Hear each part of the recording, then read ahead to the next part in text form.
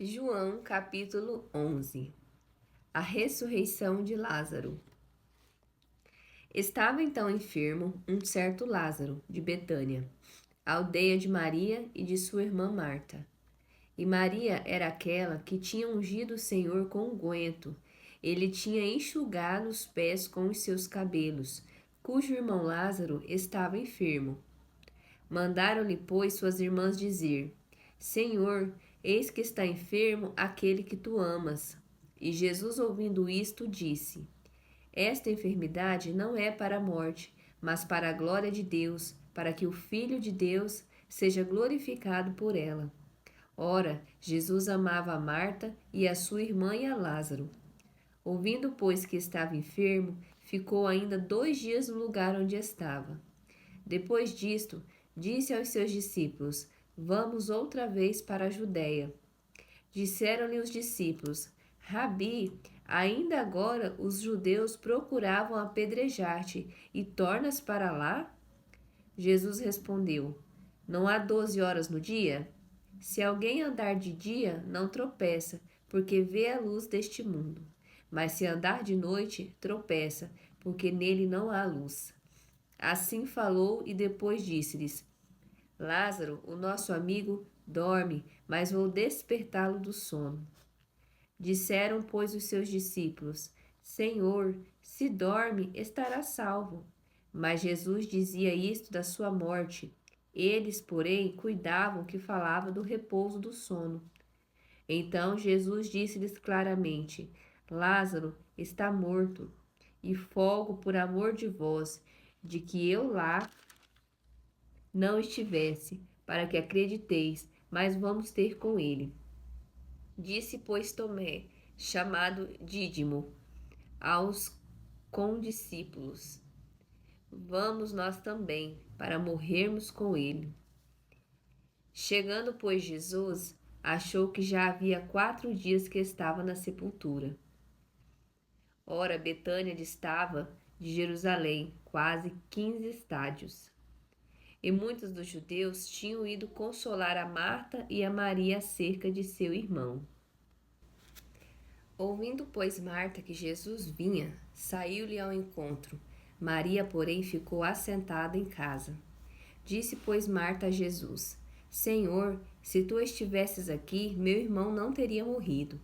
Mas também agora sei que tudo quanto pedires a Deus, Deus te concederá. Disse-lhe Jesus: Teu irmão há de ressuscitar. Disse-lhe Marta: Eu sei que há de ressuscitar na ressurreição do último dia. Disse-lhe Jesus: Eu sou a ressurreição e a vida. Quem crê em mim, ainda que esteja morto, viverá. E todo aquele que vive e crê em mim nunca morrerá. Crês tu isto? Disse-lhe ela: Sim, Senhor, creio que tu és o Cristo, o Filho de Deus, que havia de vir ao mundo. E dito isto, partiu e chamou em segredo a Maria, sua irmã, dizendo: O mestre está cá e chama-te. Ela, ouvindo isto, levantou-se logo e foi ter com ele. Ainda Jesus não tinha chegado à aldeia, mas estava no lugar onde Marta o encontrara. Vendo, pois, os judeus que estavam com ela em casa e a consolavam, que Maria apressadamente se levantara e saíra. Seguiram-na, dizendo: Vai ao sepulcro para chorar ali. Tendo, pois, Maria chegado onde Jesus estava e vendo-o, lançou-se aos seus pés, dizendo-lhe: Senhor, se tu estivesses aqui, meu irmão não teria morrido. Jesus, pois, quando a viu chorar, e também chorando os judeus que com ela vinham, moveu-se muito em espírito e perturbou-se. E disse: Onde o puseste?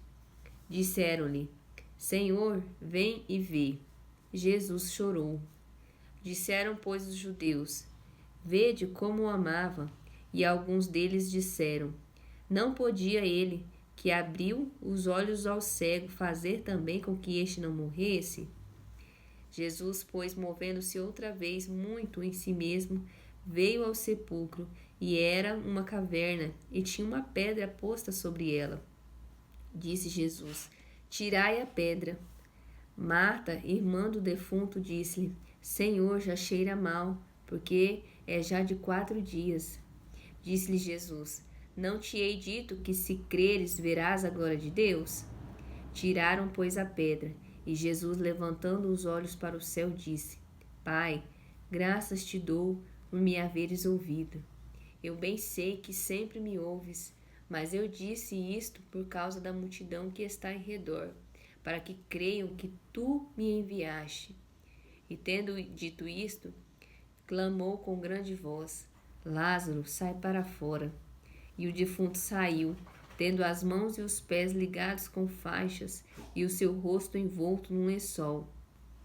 Disse-lhes Jesus: Desligai-o e deixai-o ir.